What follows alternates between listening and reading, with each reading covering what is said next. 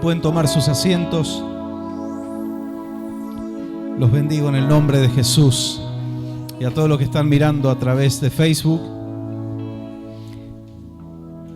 los que están escuchando a través de la radio y también a los que nos van a ver a través de YouTube. ¿Sí? Es una tecnología muy fácil de manejar, así que pueden entrar a YouTube y suscríbanse al canal del Ministerio Cristo es la Respuesta. Amén. Entren a YouTube, a veces se pierde tiempo viendo tantas cosas que podemos dedicar y destinar el tiempo en las redes y con la tecnología en edificarnos espiritualmente, en bendecirnos, en fortalecernos con la palabra, con la adoración. Usted entra, el canal de YouTube se llama Ministerio Cristo es la Respuesta, suscríbase. Dele clic a la campanita para recibir las notificaciones y usted va a poder disfrutar de los cultos en dos videos. En una parte la alabanza y la adoración y en otro video está la prédica. Amén. Y también distribúyalo, promociónelo, bendiga otras vidas. ¿Sí? Los que tienen Smart TV van a poder reflejar también. Los videos de YouTube se pueden reflejar en el televisor, así que incluso puede ver los cultos en pantalla grande. ¿Sí? Gloria al Señor. No importa si usted dice, pero yo ya estuve ahí. Bueno, vuelva a estar. Amén. El Señor le va a volver a hablar, le va a volver a fortalecer, le va a volver a bendecir. Y tenemos un anuncio importante, ya lo hemos hecho por radio. Y lo hemos, no me acuerdo si lo hicimos por radio, creo que no llegamos a hacerlo. Sí lo hicimos el domingo pasado. No dimos fecha, bueno, ahora tenemos la fecha. El sábado 25 del corriente mes de febrero, a las 19:30 horas, ¿sí? 19:30 vamos a celebrar bautismo. Aquí nuestro hermano que está presente, hay otro hermano más que se va a bautizar. Y si alguien no es bautizado y siente este anhelo, este deseo, puede hacerlo. No lo haga por obligación, no lo haga porque alguien lo hostigó, con buena intención quizás, pero lo que sirve es que el Espíritu Santo nos haga sentir esa necesidad. Los que no son bautizados, ¿sí? Los que ya son bautizados, no. Los que nunca pasaron por las aguas del bautismo, todavía tienen tiempo de poder anotarse y el día sábado 25 de febrero a las 19:30 horas vamos a celebrar bautismo y vamos a hacer el bautismo y usted no se va a ir porque vamos a seguir con la vigilia. Amén. Así que vamos a tener vigilia después del bautismo. Y el domingo 26, una fiesta completa, domingo 26 vamos a celebrar la Cena del Señor. Amén. Así que planifique estar en la casa de Dios. Gloria al Señor. Para Él es la gloria y la honra. Téngalo agendado y es una cita que los hijos de Dios no pueden faltar. ¿Sí? Estar en la casa del Señor es tan importante para nosotros. Vamos a la palabra del Señor en el segundo libro de las Crónicas de los Reyes, segundo libro de Crónicas, capítulo 20. Vamos a leer algunos versículos allí. Vamos quizá por cuestión de tiempo a mencionar otro pasaje también en el libro de los Reyes. Hay historias paralelas en los libros de Reyes y Crónicas, porque los libros de las Crónicas eran escritas justamente por un cronista del rey. Todo lo que sucedía, los diálogos, las conferencias, las guerras, las decisiones, el cronista acompañaba y tomaba nota de todo. Los libros de los Reyes escritos por profetas. Por eso va a encontrar historias paralelas y va a encontrar algunos detalles que en un libro no está en el otro. Pero nos bendice tanto conocer la historia de los reyes de Israel y de Judá. Quizá no tanto por el testimonio que tuvieron, porque la mayoría fueron pésimos. Se alejaron de Dios, llevaron a la nación a la ruina, llevaron a la nación inclusive a la diáspora. Estuvieron 1800 años fuera de su país y no tenían país, no tenían tierra. En el año 70 después de Cristo, los romanos terminan de invadir. Si bien los romanos ya dominaban y gobernaban Israel, en la época de Jesús, pero en el año 70 después de Cristo, porque hubo una rebelión muy importante de los judíos y los romanos aplastaron a los judíos, destruyeron la ciudad, destruyeron el templo. Ahí fue el fin del segundo templo. Pero algunos judíos todavía resistían, escondidos por allí en el territorio de Israel, hasta que aproximadamente en el año 135 después de Cristo termina el Imperio Romano de aplastar toda resistencia judía y de echar a los que quedaban, que tuvieron que huir, a todas las naciones, a la diáspora que se le conoce, que es la dispersión del pueblo judío. El Señor se lo había anunciado.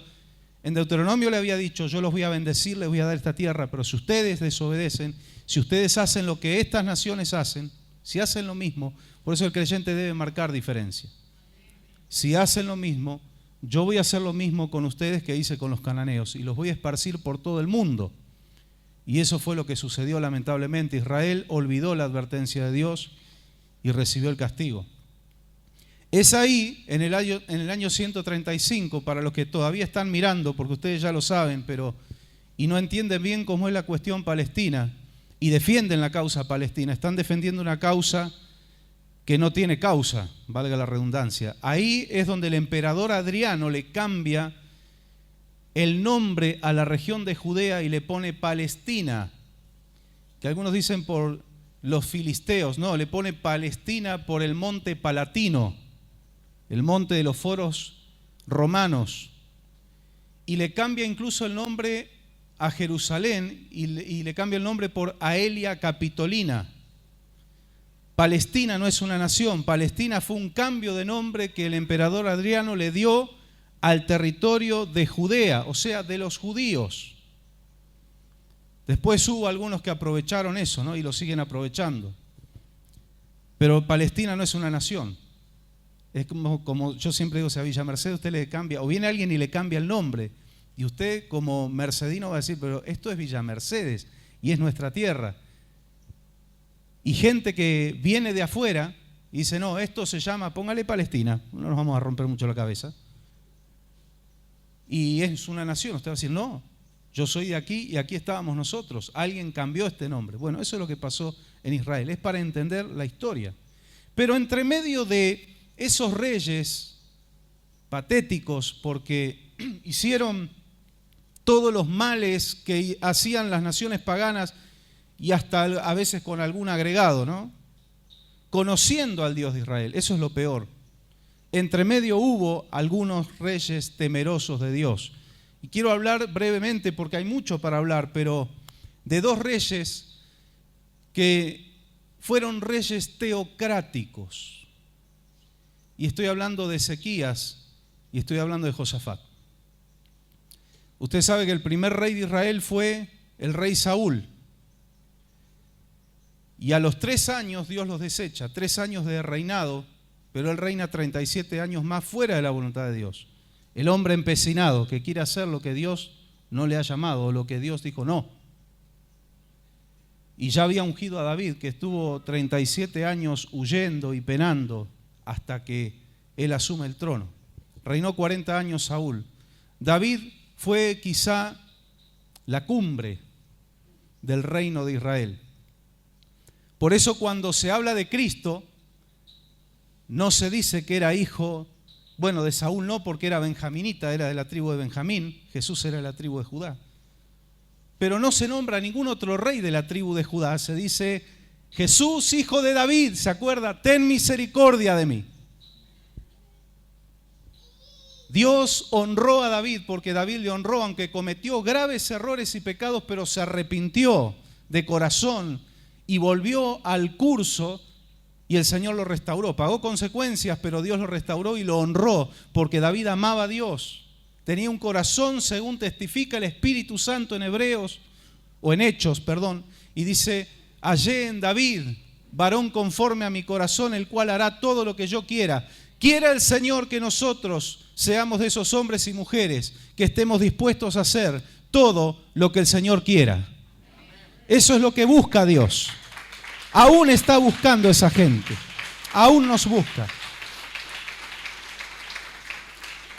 Gloria al Señor. Por eso dice que Él busca adoradores que le adoren en espíritu y en verdad. Y adoración no es solo música, es una parte, esa es una expresión. La adoración es una vida, un estilo de vida, una forma de pensar, criterios bíblicos, guiarse por la voluntad de Dios para tomar decisiones. Eso es ser un verdadero adorador. Amén. Después de David vino su hijo Salomón, un hombre sabio, un naturalista.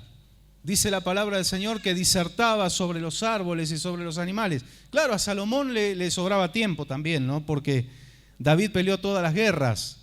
Salomón no tuvo tantos conflictos bélicos. Él hereda la paz que le deja su papá David. Y yo le digo algo, si usted es un hombre, una mujer de Dios, padres que buscan a Dios, usted le va a dejar como herencia paz a sus hijos. Después sus hijos verán qué van a hacer con eso. Salomón en los últimos tiempos dilapidó lo que Dios le había dado. Esa sabiduría incomparable, esas riquezas, esa paz. Pero él se desvió. Y Dios le anuncia y le dice, el reino de Israel, que era una sola nación, el pueblo escogido de Dios, se va a romper, se va a dividir, pero no en tu tiempo, le dice a Salomón, sino de mano de tu hijo. Y cuando viene Roboam, el cuarto rey de Israel, Roboam entra al trono con soberbia. Y en los últimos tiempos se había endeudado tanto Salomón, o más bien como hacen los políticos de estos tiempos. Igual, no es que se endeudaron ellos, se endeudaron a la nación. ¿Y cómo paga la nación? Con impuestos. Y dice que en los últimos tiempos era insoportable la presión impositiva que tenía Israel, que cuando asume su hijo, Roboam, el hijo de Salomón, el pueblo se reúne, no en Plaza de Mayo, sino allí en Jerusalén, que era algo así, y le dice, tu padre nos ha oprimido y ahora queremos un poco de alivio. Y este hombre, ustedes muchos ya conocen la historia, busca el consejo de los viejos. Los viejos le dicen, mirá, escuchá al pueblo y aflojá para que ellos estén contigo y te apoyen.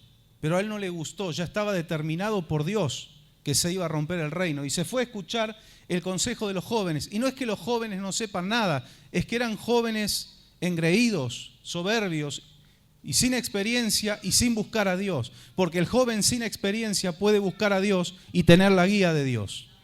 Lo que la experiencia no les ha dado todavía, la guía del Espíritu Santo se los va a dar y pueden incluso ser ejemplo de los mayores. ¿Cuántos dicen amén? ¿Qué le dijo Pablo a Timoteo? Tú sé ejemplo. Y nadie tenga en poco tu juventud. Estos jóvenes no eran de los que buscaban a Dios y le dicen, no le aflojes al pueblo, demostrá que vos sos el rey y decile, mirá, un dedo mío es más pesado que los lomos de mi padre. ¿Qué quería decir eso? Yo voy a ser 10 veces peor. Y salió con el copete alto Roboam, y el pueblo cuando escucha esta respuesta le dice, Israel, cada uno a su tienda. No tenemos nada que ver con la casa de David. ¿Sabe lo que significaba cuando el pueblo decía, cada uno a su tienda? Damos la espalda. Se te pudrió todo.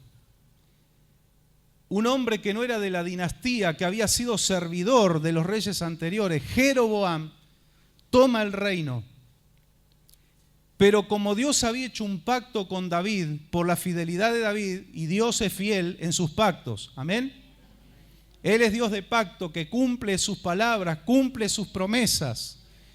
Y no perdió todo la familia de David, sino que le quedó la tribu de Judá y media tribu de Benjamín.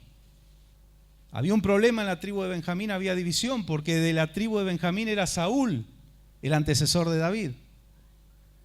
El resto de las tribus, 10 tribus y media, se quedan con Jeroboam, y ahí es donde se rompe el reino y comienza la historia de los reyes de Israel y los reyes de Judá.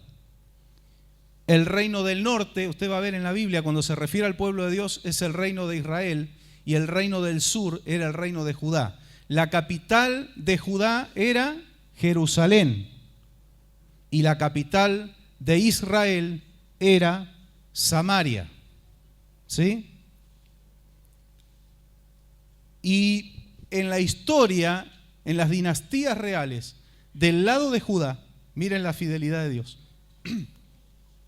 Siempre reinaba un hijo, de un hijo, de un hijo, de un hijo de David. Por el lado de Israel, cuya capital era Samaria, reinaba una familia, dos generaciones. Venía alguien, los asesinaba a todos, tomaba el reino, reinaba una generación, venía otro, usurpaba el trono, tomaba el reino, reinaba 3, 4 generaciones, venía otro. Nunca se mantuvo una línea. Por el lado de Judá sí. La mayoría, les voy a dar algunas estadísticas, la mayoría de los reyes de Israel fueron de pésimos para abajo.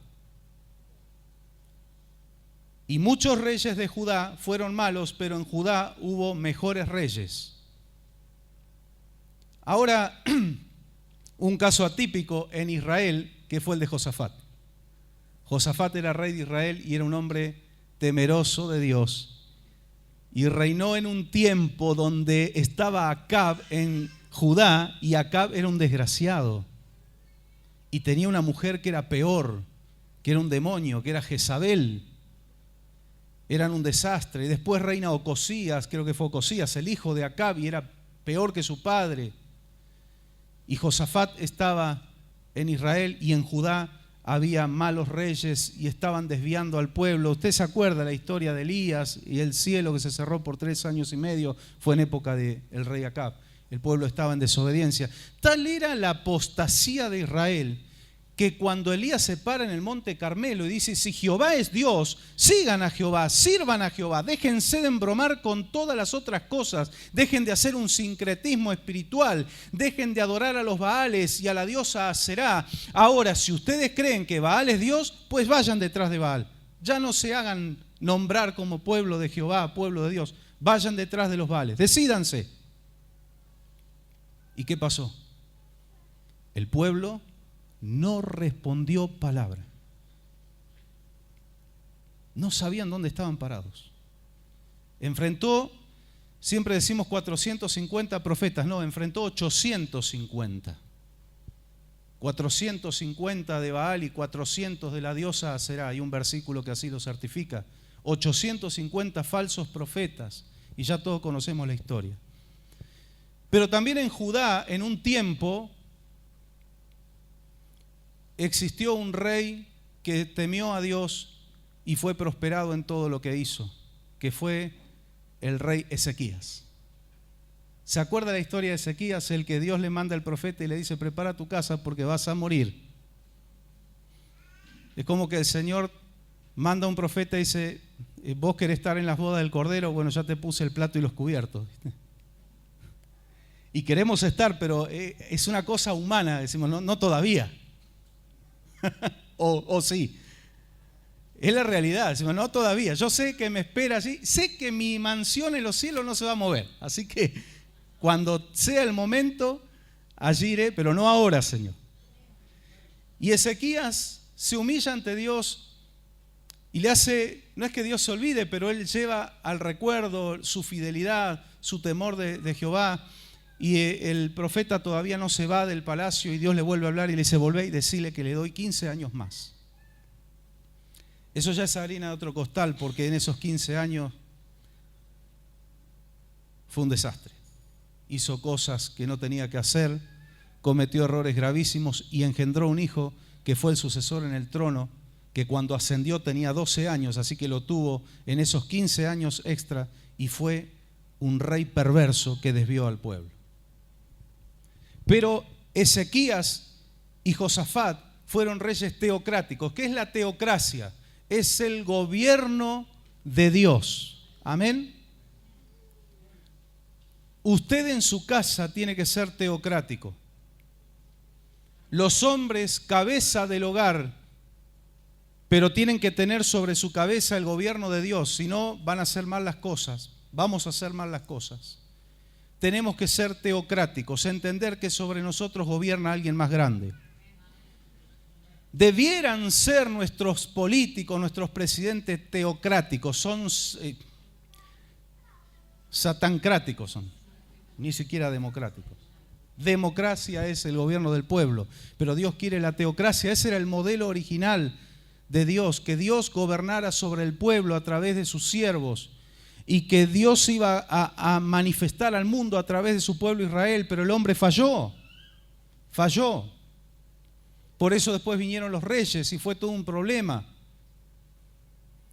Debemos ser teocráticos, debemos buscar el gobierno de Dios. En alguna nación por allí algo está pasando y uno está observando. Todavía uno no puede poner manos en el fuego, pero hasta el día de hoy se ven resultados en El Salvador. Con este hombre que si realmente en su corazón tiene ese temor de Dios que él profesa tener, lo bendecimos en el nombre de Jesús. No sé si no es el único en el mundo, uno de los pocos que está gobernando en el temor de Dios, y se están viendo resultados, derribando argumentos satánicos en la nación del Salvador, llevando casi a cero la tasa de asesinatos y de crímenes, porque es necesaria la autoridad. Y debe haber varios con ganas de limpiarlo. Pero el hombre ha proclamado que Dios es el dueño del Salvador y que Dios es el que gobierna sobre él y que Dios es el principal y le ha dado la gloria a Dios. Y si lo hace de corazón, yo creo que Dios está allí respaldando. El tema es que se mantenga, Dios le ayude. Pero yo me gozo, aunque no sea la Argentina, y me da esa alegría por un lado y ese dolor de decir, ¿por qué no nos pasa algo así a nosotros? Sabemos que el mundo va en decadencia y va a la destrucción, y eso no lo va a frenar nadie. Pero en la historia de los reyes, Dios había dictaminado el exilio babilónico, pero cuando hubo un rey que temió a Dios, se arrepintió y le buscó, Dios hizo una pausa. Y en estos tiempos, si hubiera alguien que gobierne en el temor de Dios, Dios lo puede hacer.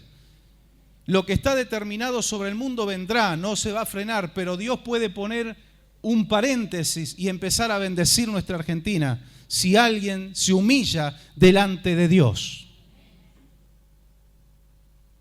Si en el temor de Dios pusieran sus manos sobre la santa palabra, ya ni nombran a Dios ni los santos evangelios, ya no hay temor de Dios, son una vergüenza. Ellos son los primeros que están faltando el respeto a la investidura que Dios les ha dado y no lo quieren reconocer. Pero cuando se levanta un hombre que teme a Dios, Dios empieza a bendecir esa nación. Pastores en Estados Unidos proclamaban lo que los medios ocultaban. Había una bendición económica tremenda sobre Norteamérica cuando estaba este gringo loco que decidió poner a Dios en primer lugar. Por algo el sistema utilizó todas sus armas para borrarlo, pero Dios está detrás del asunto. Hoy se están lamentando, muchos evangélicos que votaron a Biden se están lamentando y están arrepentidos porque es un hombre de corte socialista, antidios. Ese es el peor problema, no importa el color político. Aquí hemos tenido en Argentina otros colores políticos que también eran antidios, que también metían brujos en la Casa Rosada y en las casas de gobierno. Yo siempre digo, el creyente debe despojarse de todo fanatismo político. Cuando alguien le da la espalda a Dios, pues has perdido, mi amigo.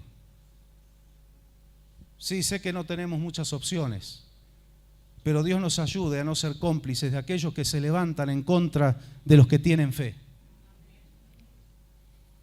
De aquellos que el día de mañana pueden alzar una lapicera y firmar un edicto para perseguir al cristiano.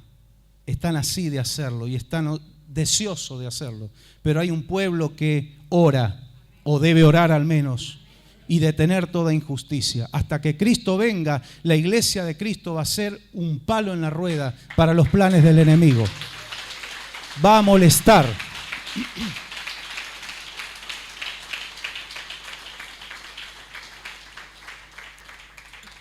Con Josafat y con Ezequías pasó esto. Ellos temieron a Dios. Ellos dijeron, somos reyes de este pueblo, pero este no es nuestro pueblo, es el pueblo de Dios. Los verdaderos pastores siervos de Dios, somos teocráticos. Buscamos el gobierno de Dios. Y algunas decisiones quizás no son tan convenientes para nosotros, pero si Dios así lo decide, lo tenemos que desarrollar. Porque debemos entender que somos mayordomos de este pueblo, más el dueño es el que está arriba. Él es el pastor de los pastores. Y mientras Él esté al gobierno y todos nosotros estemos bajo su cobertura, este será un lugar de bendición y de tierra fértil. Porque Él está por encima. Ahora, cuando alguien busca a Dios, no quiere decir que todo va sobre rieles, porque leemos la Biblia, ¿no? Y a veces vemos el fin del ejercicio. Yo sé que al justo le irá bien. ¿Amén? ¿Y es verdad esto? Claro que es verdad. Pero hay un proceso y nosotros queremos ir hasta el final, al producto terminado. Dios dice, sí, te irá bien, va a terminar bien tu historia, pero en el medio de la historia vas a tener problemas.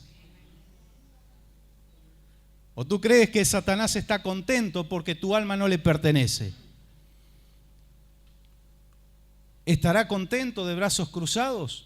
El pueblo de Dios no debe vivir el evangelio como una góndola donde me sirvo lo que necesito y bueno, gloria a Dios por la sanidad, por la prosperidad, por la casa, por el auto, porque Él me ayuda, por el trabajo, pero hay mucho más que eso. Estamos en una guerra espiritual y en una guerra el que se duerme pierde. Tenemos que estar despiertos, atentos, y todo el que se levante contra el reino de Dios tendrá que abstenerse a las consecuencias. Porque como nosotros servimos a Dios, hay gente que sirve a otro reino y no hay muchas alternativas. Está este y el reino de Satanás, el de las tinieblas. Y tuvieron problemas Josafat y Ezequías. Y tuvieron enemigos que se levantaron y que vociferaron y que blasfemaron contra Dios y que le querían comer la cabeza al pueblo. Y ellos como líderes, y en el caso de Ezequías, hablo principalmente, como líderes, tenían que saber lidiar con eso y hablarle al pueblo y recomendarle y aconsejarle, no escuchen, no le hagan caso. En estos tiempos como pastores muchas veces tenemos que luchar en el pueblo para que sepa discernir y apartarse de toda influencia ajena a la voluntad de Dios. Tenga discernimiento espiritual en el nombre de Jesús. Segunda Crónicas 20, 1 al 18. Voy a pedir que pongan por favor en silencio los teléfonos para poder escuchar la palabra del Señor, que no haya distracciones. Segunda de Crónicas 20, 1 al 18. Después de esto, los moabitas, los amonitas y algunos de los meunitas le declararon la guerra a Josafat. Y alguien fue a informarle, del otro lado del mar muerto y de Edom, viene contra ti una gran multitud, y ahora están en Hasesón Tamar, es decir, en Gadí. Vamos a esperar que se apague ese teléfono, así podemos seguir leyendo. Ahí está. Atemorizado, Josafat decidió consultar al Señor y proclamó un ayuno en todo Judá. Las malas noticias. Si no saben manejar la tecnología, apáguenlo antes de entrar. Es lo mejor. Vamos a prestar atención a la palabra en el nombre de Jesús. Las malas noticias. ¿Los hijos de Dios recibimos malas noticias a veces? ¿Nos gustan? ¿A veces sentimos miedo? Si hay algo que siempre enseñamos en esta casa es a ser sinceros delante de Dios. Vio que está el espiritual, a veces uno los lee en las redes sociales. ¡Ah! ¿Cómo le pasó eso? Si el hombre de Dios no tiene temor, el hombre ungido sabe dónde está parado. Y a veces la neblina te tapa las pisadas, ¿viste? Y no sabes dónde estás parado. No tengo temor. Y hay canciones, cantamos, no tengo temor. deberíamos cambiar algunas cosas. Tengo temor, pero Dios me ayuda a vencerlo, ¿no? El hombre y la mujer de Dios también nos amedrentamos a veces. Los hombres y mujeres de Dios también nos quedamos a veces sin horizonte y no sabemos para dónde disparar, ¿o no? Sé que Dios está en los cielos, pero yo estoy aquí en la tierra. Sé que mi Dios es poderoso y nadie puede contra Él, pero yo no tengo las fuerzas en mi humanidad.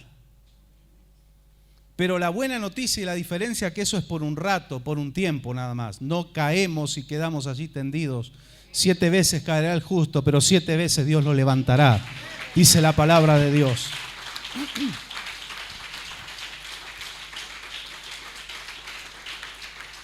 Seamos sinceros. En los años 80, cuando este hombre de Dios tan amado y tan respetado, Jimmy Swaggart, cae en pecado y él públicamente y en la iglesia tiene la hidalguía y la valentía de pedir perdón a su esposa y pedir perdón al pueblo de Dios y pedir perdón a Dios, pero todo se le vino abajo. Una iglesia hermosa en una zona cara de Estados Unidos, de Luisiana, creo que es Baton Rouge, y con el tiempo eso quedó en la nada. Un hombre que sin internet, no había internet en su época, alcanzó a más de 10 millones de personas con el evangelio por la televisión en países musulmanes y en países como Rusia, por ejemplo, países comunistas. Llegaba el único programa evangélico que ponían en las predicaciones del reverendo Jimmy Swaggart. Y cuando él cayó, porque el diablo siempre está con las miras láser, un descuido. Y siempre yo les enseño a ustedes, tienen que saber diferenciar entre alguien que es un trucho, entre alguien que apostata de la fe y alguien que está en la sana doctrina y es un verdadero hombre o mujer de Dios, pero ha tenido un traspié. Hay que saber, no meter todo en la misma bolsa.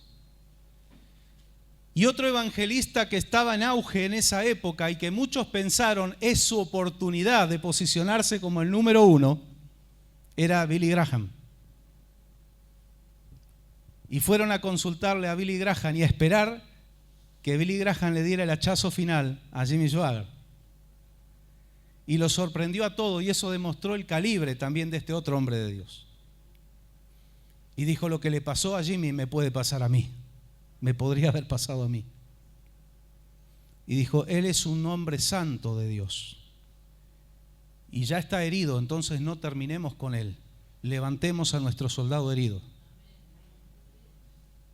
Qué bueno ese espíritu de reconocer la debilidad humana. Y cuanto más reconozcamos nuestra debilidad, más protegidos por Dios vamos a estar de caer. A mí no me va a pasar porque ¿qué? Porque quizás te estás creyendo estar firme, pero en tus pies lo único que nos mantiene firme es la roca que es Cristo. Y si yo voy a trastrabillar y voy a caer, que sea de rodillas en la roca. Qué bueno que es ser sinceros. El hombre santo de Dios tiene terror también, como lo tuvo Elías. Enfrentó 850 falsos profetas, se enfrentó al rey Acab, pero Jezabel dijo que los dioses así me hagan y aún me añadan. Se echó una maldición a sí misma. Bajo pena de maldición ella juró que al otro día la cabeza de Elías no iba a estar sobre él.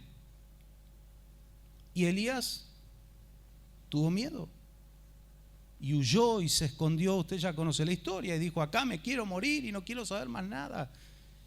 Ahora lo bueno es que cuando estamos en la cueva del miedo, del terror y del estancamiento, Dios no te va a dejar tranquilo. Dios no te va a dejar tranquila. Y sí, pobrecito, mirá qué mal que está. Un día voy a hablar y voy a compartir una palabra que hace tiempo tengo, la autocompasión. No sirve. No sirve la autocompasión. La autocompasión frena propósitos de Dios. Y Dios no lo dejó tranquilo y se le aparece allí. ¿Qué haces acá? Lo primero que le dice, ¿qué haces acá, Elías? Pueblo de Dios, tu lugar no es la cueva del escondite. Tu lugar es salir y hacer la voluntad de Dios. Mirá, salí de acá, yo tengo propósitos, todavía tengo cosas contigo, tengo planes. Tenés que ungir al próximo profeta que va a estar en su lugar, tenés que ungir a un rey. Y le empezó a dar trabajo y, Señor, no tengo ganas. Ay, sí, pobrecito. Está triste y deprimido. Pues que procese su depresión. El Señor va a mandar el Espíritu Santo a decir, ¿qué haces ahí en la depresión? Salí de esa cueva. Señor, no tengo ganas ni de orar ni de servirte. Pues ora por fulano, ora por mengano. Mira aquel problema. Lleva esa carga ante mis pies. Tengo suficiente con las mías, no importa. No tengo ganas de ir al culto. Dice alguno que ni está deprimido, ni está enfermo, ni está en problemas, pero no tiene ganas. Le agarró la cueva de la fiaca. Salga de esa cueva, pueblo de Dios, y muévase. Que hay un mundo que se está perdiendo. Y necesita que el pueblo de Dios haga brillar la luz de Cristo.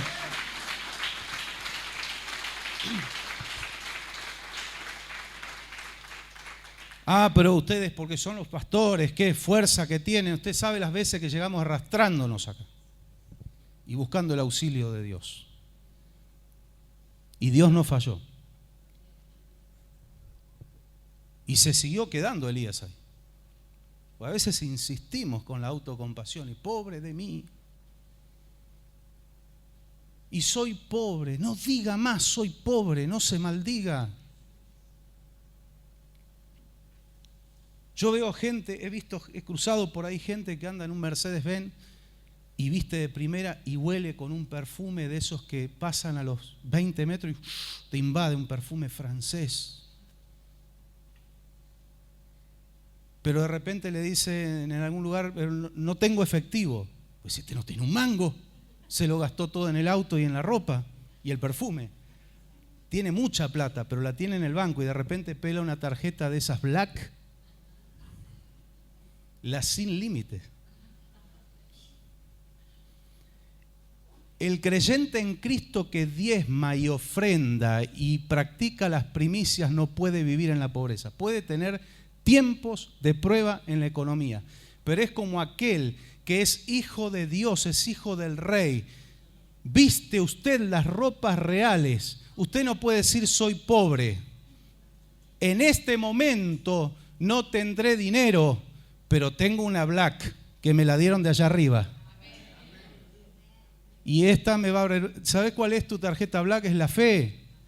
Y yo sé que vas a ir a la municipalidad y no le podés decir tengo fe. ¿Cuánto debo de impuestos? La fe tiene que generar los recursos o tiene que abrir las puertas, porque la fe es la moneda corriente con la cual Dios actúa y mueve su brazo.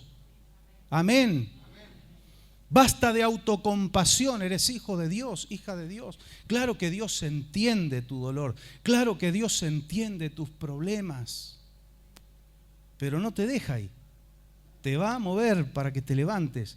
Ahora hay algo importante, no solo Dios te viene a agitar y te viene a dar un discurso motivacional, por eso la prédica no es discurso motivacional, es palabra de poder que proviene del cielo. Se le presenta el ángel del Señor y le dice, aquí tienes alimento y tienes agua, come, bebe, fortalécete y sal de la cueva. Dios te va a enviar, pero te va a respaldar. Dios te va a decir, sal de la cueva, pero aquí tienes, come, aliméntate, fortalécete. No te va a largar con los brazos así sin nada, vacíos, las manos vacías. Él te va a fortalecer. A través de los medios de comunicación, Dios fortalezca las vidas que están pasando problemas, pero problemas de verdad, no los caprichos, no las flojeras. Esos son espíritus inmundos que tienen que salir en el nombre de Jesús, problemas reales.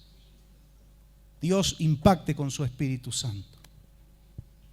Yo no sé cuántos lo hacen, pero hágalo por favor. Ore antes de venir aquí, para que además que usted tenga la unción para recibir lo que viene de Dios, porque usted también necesita la unción, no es solo responsabilidad del predicador. Ore por estos medios, ore por los hermanos también que sirven en la multimedia y en todas las áreas de servicio, de trabajo. Ore por las vidas que usted no ve y no conoce y están del otro lado y van a ser tocadas por el poder de Dios. Ore para que Dios toque vidas en el nombre de Jesús.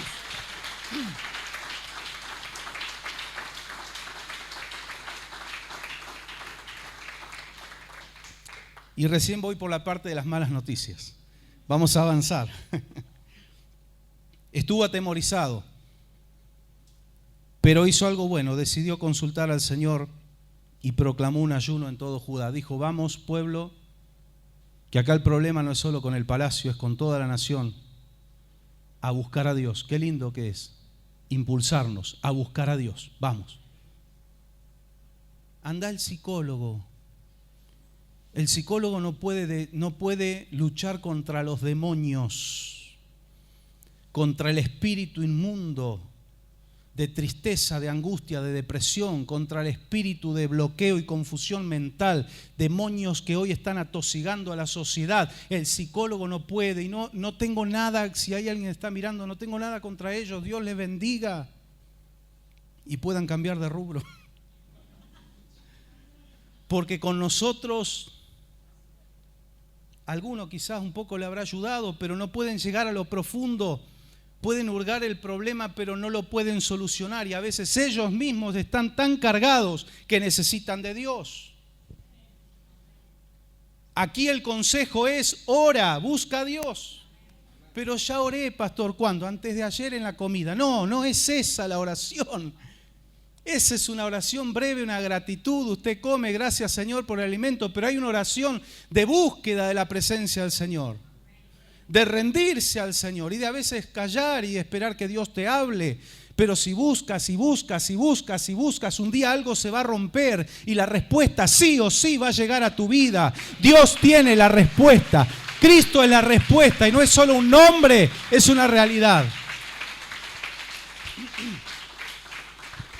A buscar a Dios, los habitantes de todas las ciudades de Judá, versículo 4, llegaron para pedir juntos ayuda del Señor. Venga a la casa del Señor con su familia, traiga a sus hijos, traiga todos los que pueda traer. No, pero es chiquito. Cuando es grande, no, pero es grande y no quiere venir.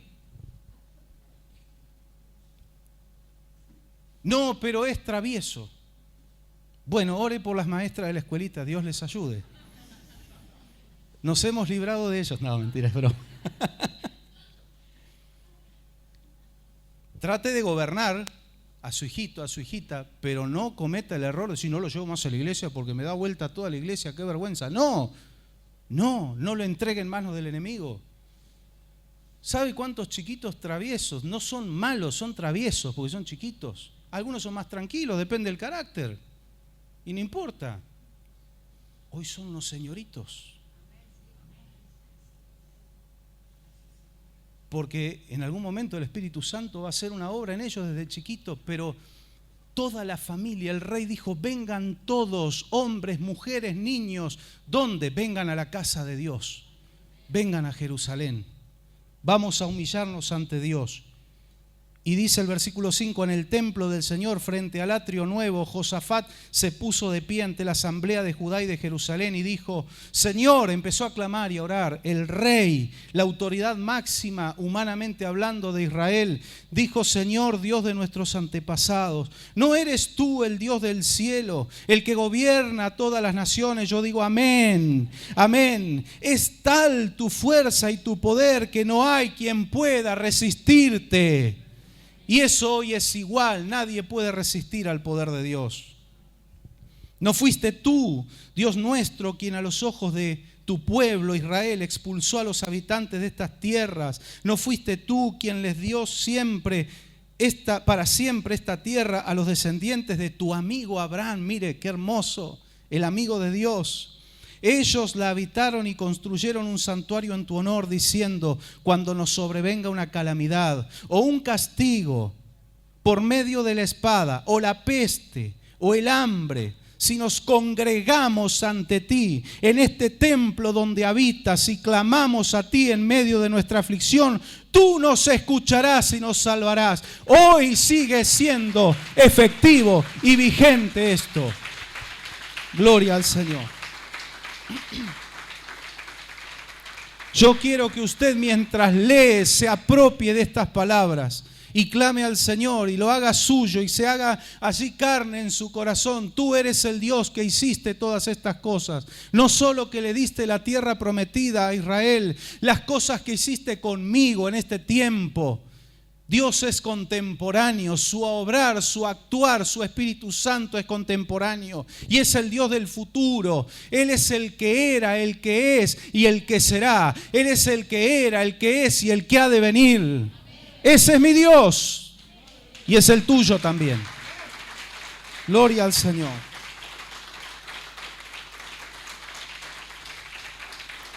Bendito Señor. Y dice, si nos congregamos ante ti en este templo donde habitas y clamamos a ti en medio de nuestra aflicción, tú nos escucharás y nos salvarás.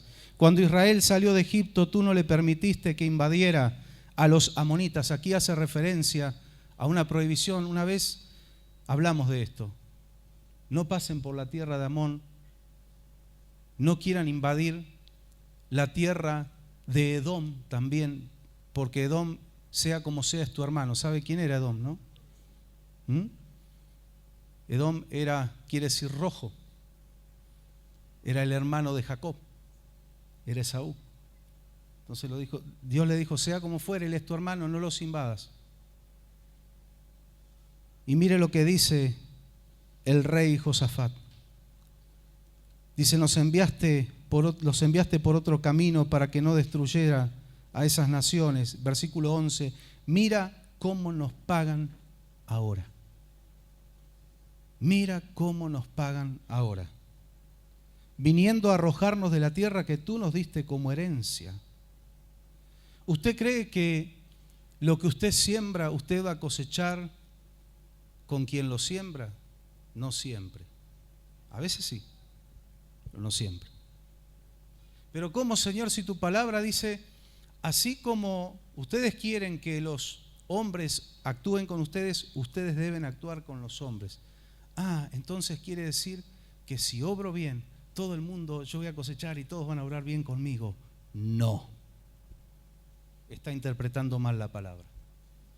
Lo que Dios está diciendo, yo quiero que tú actúes así, porque yo te voy a recompensar.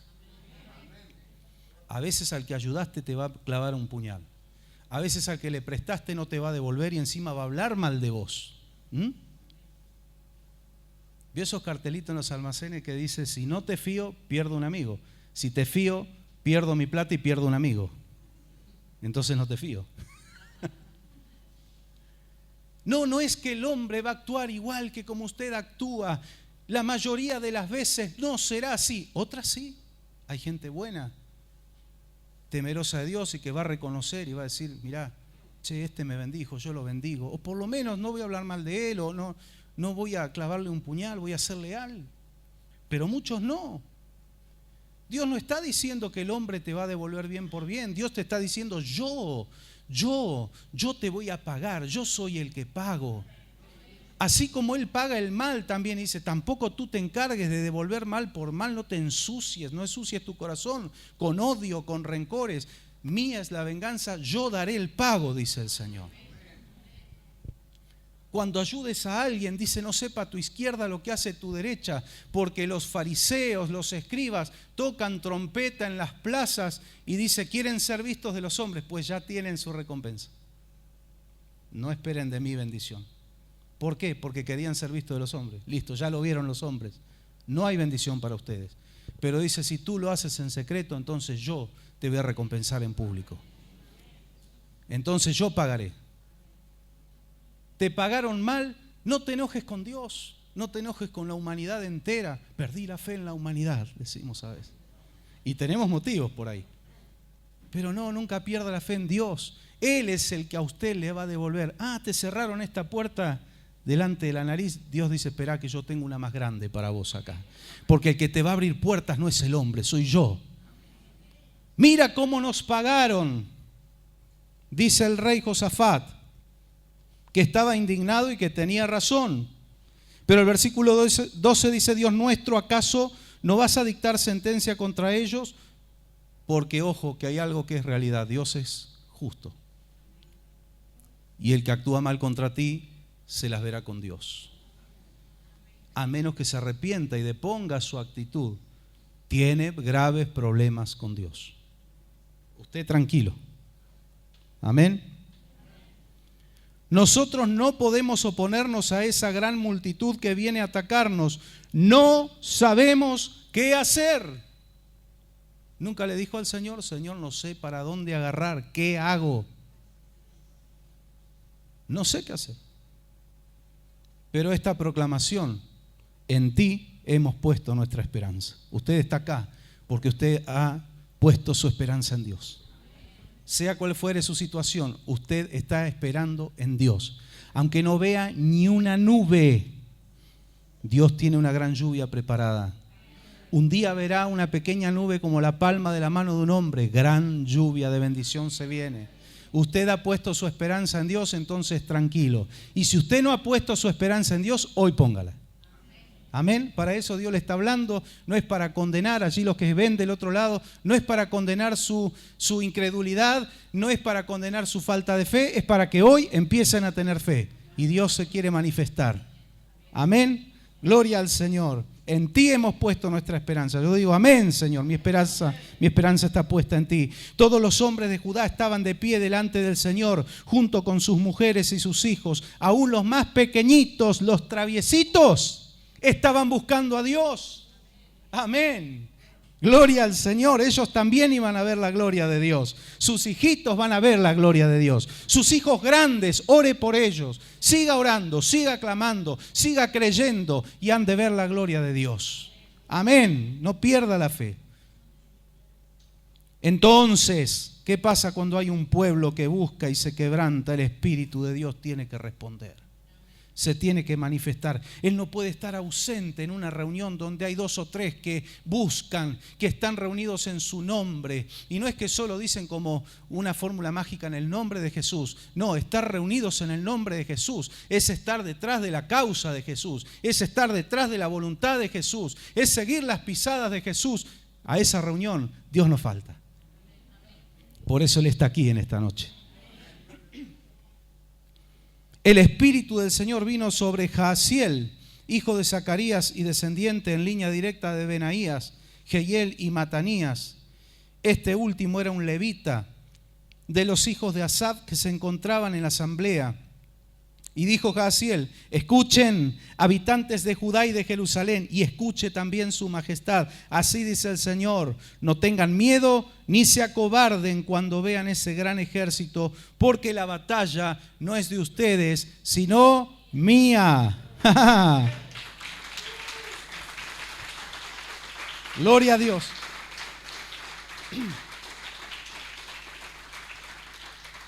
Cuando uno llega al punto de reconocer, estoy desarmado. Si aquí pasa algo, Señor, fuiste tú seguro, porque yo ya no tengo más fuerza, no tengo recursos, no sé qué hacer. Ahí es donde Dios dice, ok, ahora quédate tranquilo que yo me meto. Pero mientras tú la estás remando, Dios te mira de la orilla. ¿Qué pasó con Jesús y sus discípulos? Estaban que se ahogaban y Jesús los miró. Pero ¿por qué no fue a socorrerlos? Si eran sus amigos, ¿no? Dejá, no se van a ahogar, van a aprender. Cuando a alguien se le ocurrió decir, Señor, sálvanos, ahí él empezó a caminar sobre el agua y él calmó la tempestad. Quizás Dios te está mirando y está con los brazos cruzados, no porque no piensa hacer nada, está esperando que tú digas, me rindo, Señor, me rindo. Este rey era rey, pero tuvo 2 cosas muy buenas. Reconoció que tenía miedo, ¿sí? Y reconoció que no sabía qué hacer. Sí, tenemos ejército, sí, tenemos soldados preparados, pero contra esto no podemos hacer nada. Aquí tú tienes que intervenir, Señor. Tú tienes capacidades, tú tienes fuerza. Algún recurso debes tener, pero no es suficiente. Cuando tú le dices, Señor, todo esto que tengo, ¿qué dijo Pablo? Todo lo tengo por basura con tal de ganar a Cristo. Aún las cosas buenas, pero todo a un lado, yo voy detrás de ti, Señor. Ahí es donde Dios actúa. El Espíritu de Dios habló. Él dijo, tranquilos, la batalla es mía. Ahora yo me hago cargo. Mañana cuando ellos suban por la cuesta de Cis, ustedes saldrán contra ellos y los encontrarán junto al arroyo frente al desierto de Jeruel. Dios te va a dar estrategias. Va a empezar a aclarar tu mente. Va a empezar a darte ideas. Vas a decir, ¿cómo no me di cuenta antes? Y porque Dios te lo está revelando. Amén. Pero ustedes no tendrán que intervenir en esta batalla, simplemente quédense quietos en sus puestos para que vean la salvación que el Señor les dará. Habitantes de Judá y de Jerusalén, no tengan miedo, otra vez, ni se acobarden. Salgan mañana contra ellos porque yo, el Señor, estaré con ustedes. Y Josafat y todos los habitantes de Judá y de Jerusalén se postraron rostro en tierra y adoraron al Señor. Y los levitas de los hijos de Joab, leemos un par de versículos más, y de Coré se pusieron de pie para alabar al Señor a voz en cuello. Ay, ¿por qué los predicadores gritan? Dice el... Porque hay alguno medio sordo que necesita que griten. Dios no es sordo, y el diablo tampoco. El humano a veces es sordo. No, pero fuera de eso, eso es broma. ¿Sabe qué? La palabra de Dios enciende un fuego en nuestros corazones. Y a veces puede venir como dijo Moisés, como un rocío, o como una llovizna, o como un chaparrón fuerte. La palabra de Dios vendrá y bendecirá. ¿Sabe qué? Se acabó el miedo. Ahora los que estaban temblando estaban cantando. Ahora se fueron las palabras de derrota y de temor y entró la alabanza en sus bocas y empezaron a cantar al Señor. Dios les había respondido. Ojo, todavía el enemigo estaba enterito ahí, pero ya Dios habló, y si Dios habló va a ser así. Ellos tuvieron confianza. Al día siguiente madrugaron y fueron al desierto de Tecoa. Mientras avanzaban, Josafat se detuvo y dijo, habitantes de Judá y de Jerusalén. Aquí viene un texto que es insignia, ¿no? Escúchenme, confíen en el Señor y serán librados, confíen en sus profetas y tendrán éxito. Y después usted lea la historia en su casa completa. Dios cumplió con lo que dijo. No importa si eran muchos, si eran grandes, si eran poderosos los enemigos. Después en su casa lea Segunda de Reyes, capítulo 19, y ahí usted va a encontrar la historia de Ezequías. Ezequías, un hombre temeroso de Dios, pero vino un rey del imperio asirio, tomó algunas ciudades y Ezequías fue a hacer un trato con él. Dijo, bueno, mira, ¿qué es lo que querés? Porque Ezequías se había rebelado contra el rey de Asiria. Y si hay algo que el creyente tiene que hacer es rebelarse contra el diablo. A veces se equivoca, el creyente se rebela contra Dios, se enoja con el hermano, se enoja con el pastor. El pastor no tiene la culpa. Su hermano tampoco. Rebélese y enójese contra el diablo y a él hágale la guerra. Y a él vuélvalo loco. Pero no... Él aflojó y fue a hacer un trato. Y con el diablo no se puede hacer tratos. ¿Qué es lo que quieres? Quiero 1000 kilos de oro y 3000 kilos de plata. Bueno, está bien. ¿Saben lo que hizo Ezequías? Pobre, porque era un hombre de Dios, pero era humano.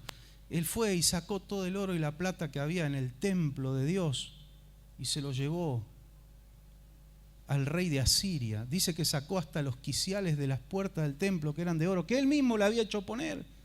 Y se la llevó al rey de Asiria. Vio que está la gente que dice, ay, los diezmos, los pastores se roban los diezmos. Y van al casino y tiran la quincena entera. No le dan a Dios lo que es de Dios. Y entre el César y el devorador le quitan todo. Y lo dejan pedaleando en el aire.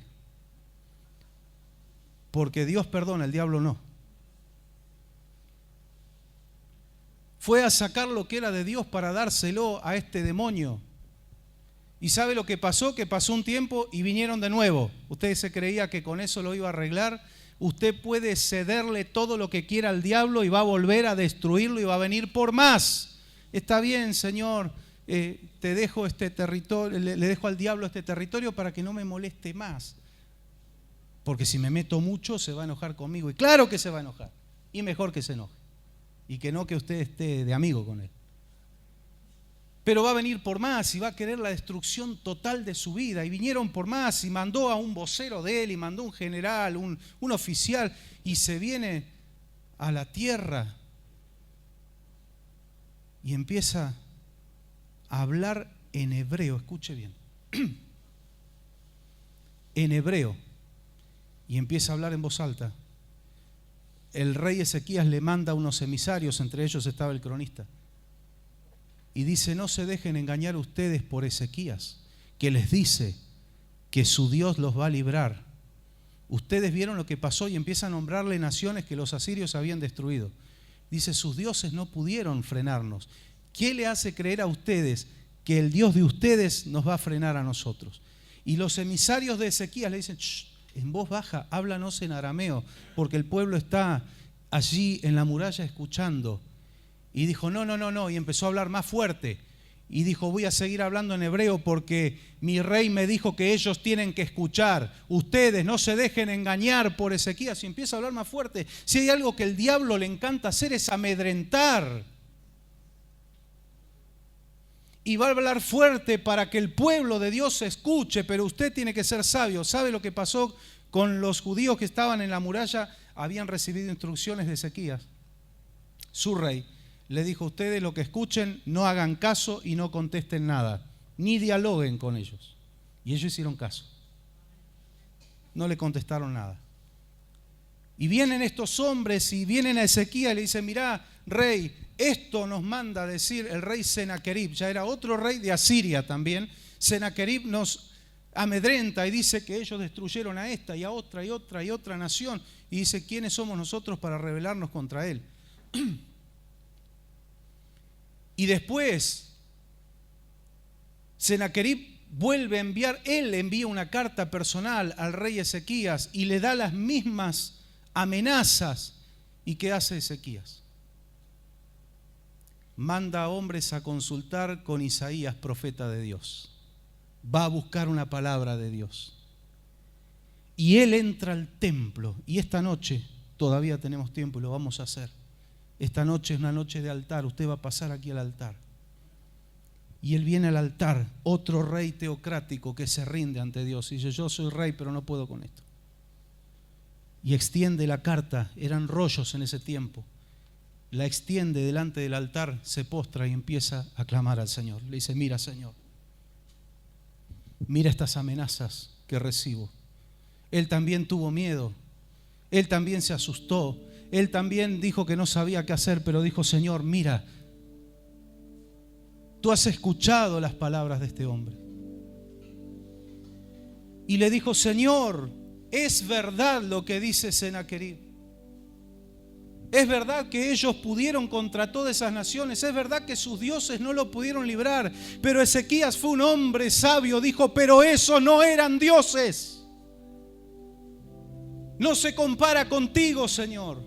Esos eran obra de artesano, obra de humanos, eran palos, eran maderas, eran piedras, no eran dioses. Por eso no pudieron contra el rey Senaquerib. Pero tú eres Dios, tú eres el Dios del cielo, tú eres el Dios de toda la tierra. Él empezó a exaltar a Jehová.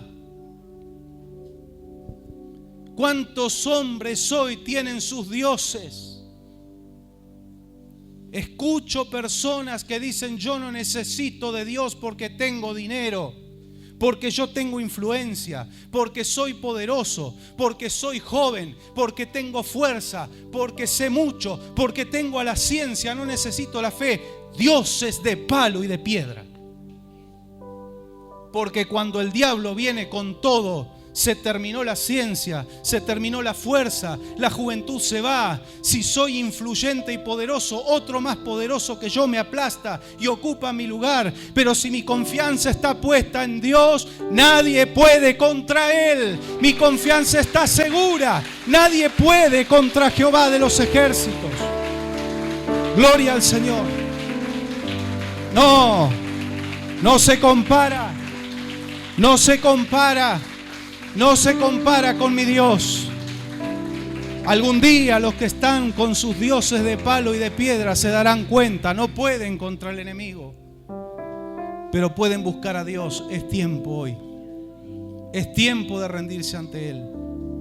Sabe que Dios responde y viene el Espíritu de Dios sobre Isaías y le manda al rey un mensaje. Le dice: escuchá bien, Ezequías, lo que me has pedido referente a Sennacherib yo te lo voy a responder.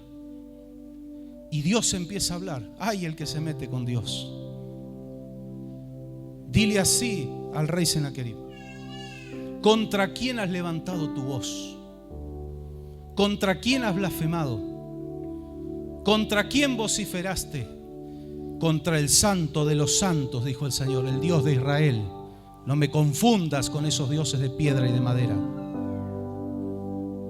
Y yo te voy a destruir. ¿Sabes qué? Este pueblo del que tú te burlas, así Dios habló, la hija virginal de Sión te mira con desprecio, le dice a los asirios.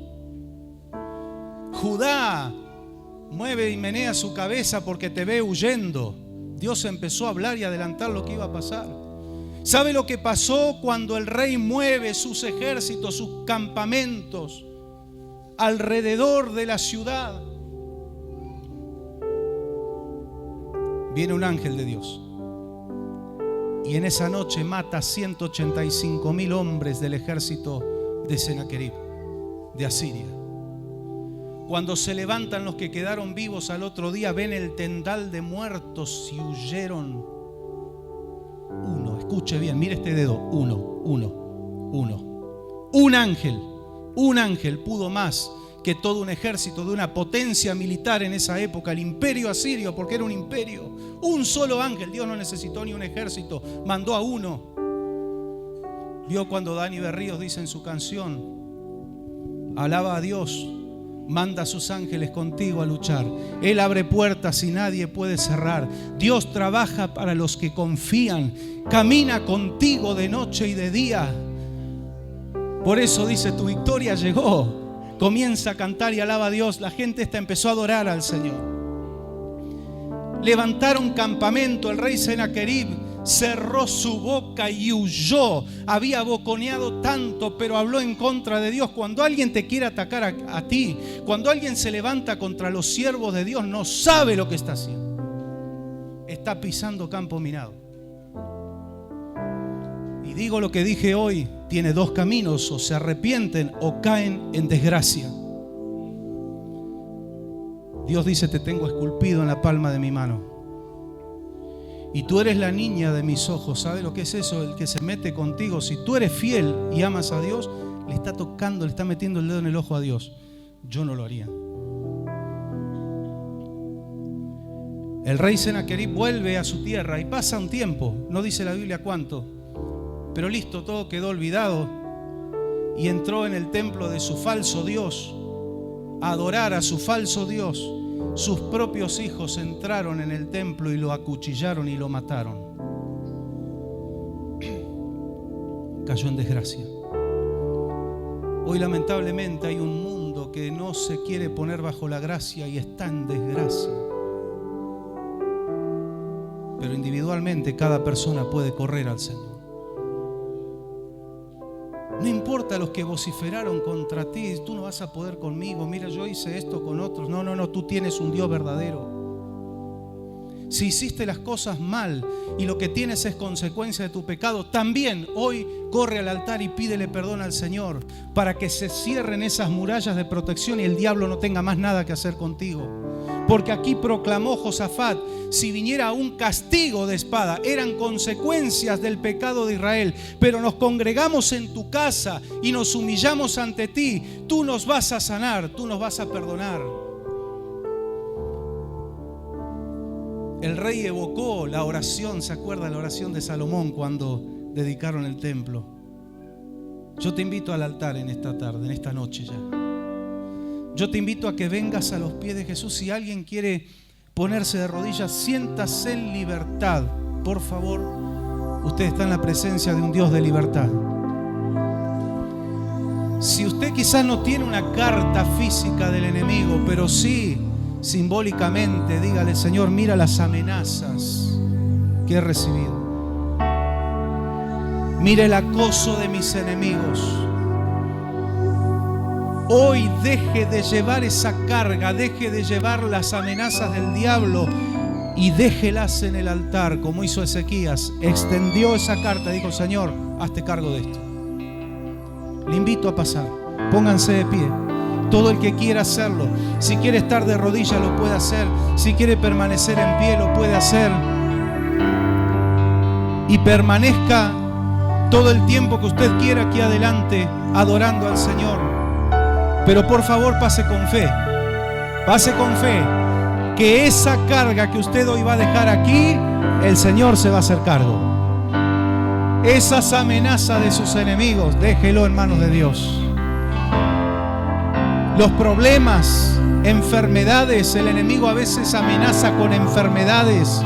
Déjelo, esas cartas de amenaza, a los pies de Jesús. Bendiga el nombre del Señor. Usted solo adore, alabe al Señor. Cierre sus ojos, no se distraiga con nada. Dígale: Señor, tócame esta noche, tócame con tu Espíritu Santo. Tócame con tu presencia, Señor. Si usted necesita llorar, descargarse, quebrantarse delante del Señor, hágalo con libertad. Porque donde está el Espíritu de Dios hay libertad. Señor, te adoro, mi Dios. Te adoro, mi Señor. El Espíritu que está en nosotros es mayor, es más fuerte. Oh Señor, santifica a tu pueblo esta noche. Perdona pecados, rebeliones, perdona, restaura, Señor, en el nombre de Jesús. Ten misericordia de tu iglesia, Señor. Extiende tu misericordia. Te adoramos, te adoramos, te adoramos, Señor. Muévete, Señor, mientras tu pueblo te adora. Muévete, muévete, muévete, Señor. Sé tú, Señor, quien toques a tu iglesia. En el nombre de Jesús, en el nombre de Jesús, en el nombre de Jesús. Bendice, bendice. Toca tu Espíritu Santo. Fortalece, renueva, renueva en el nombre de Jesús. Completa tus obras poderosas de milagro. Sopla el Espíritu Santo. En el nombre de Jesús, toca, Señor, de la rodilla a la playa de sus pies. Espíritu Santo de Dios, en el nombre de Jesús,